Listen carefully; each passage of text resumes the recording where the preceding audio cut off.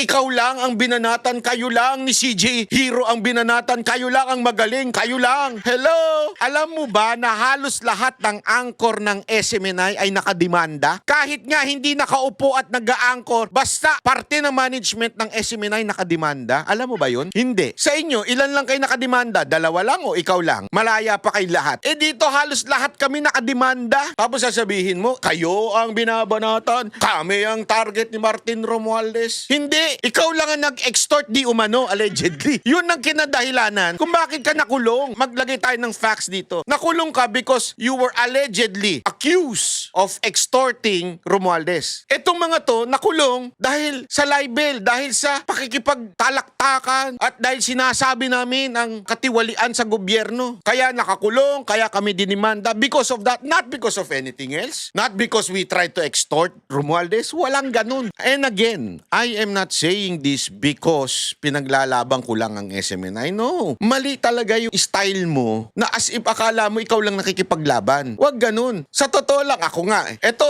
magderetsuhan na tayo. Maghanap ka sa YouTube. Iba kasi yung Facebook. Ang Facebook madaling anuhin yan eh. Maghanap ka ng totoong vlogger na mas mataas pa sa views at engagement ng Banateros. O wag na lang ako. Pero kung gusto mo, sige, gamitin mo na lang ako. Maghanap ka. Pero nakita mo bang nagyabang kami? O particular ako. I cannot speak for others. Hindi ko naman nababantayan ng lahat ng post nila. For me, narinig mo ba ako nagsabing, ako lang ang nakikipaglaban? Hindi. As a matter of fact, I don't see myself as the one. I don't. Kasi hanga ako doon sa mga nagrarally, nasa karsada. Hanga ako doon sa mga vloggers na nasa kalsada na I cannot do. Pero ikaw, parang ikaw lang talagang nakipaglaban? Huwag ganun. Alam mo, huling taong ganyan, si Thinking Pinoy. Nung panahon ng mga Duterte, as if siya lang ang pinakamagaling. Siya lang ang nakikipaglaban. Kita mo, lumipat din.